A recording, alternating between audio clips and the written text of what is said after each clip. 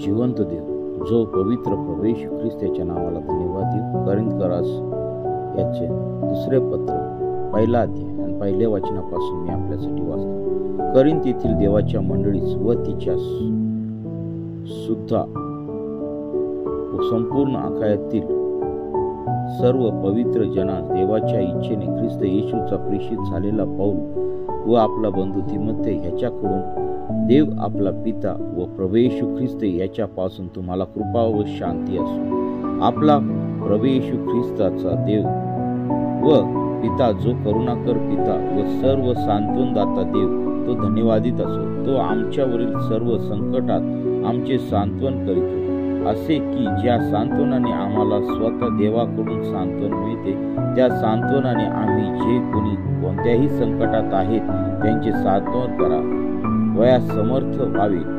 कारण आमच्या बाबतीत ख्रिस्ताची दुःखे जशी पुष्कळ होतात, तसे ख्रिस्ताच्या द्वारे आमचे सांत्वनही पुष्कळ होते. आम्हावर संकट येते ते तुमचे सांत्वन व तारण व्हावे म्हणून येते, आणि आम्हाला सांत्वन मिळते ते तुमचे सांत्वन व्हावे म्हणून मिळते. म्हणजे असे की जी दुःखे आम्ही सोसतो ती सहन करण्यास तुम्हाला सामर्थ्य मिळते. तुम्हाविषयीची आमची आशा दृढ आहे, कारण आम्हाला ठाऊक आहे की जसे तुम्ही दुःखाचे सहभागी आहात तसे सांत्वनाचे सहभागी आहात. वाचलेले वचन देव बाप आशीर्वादित करो.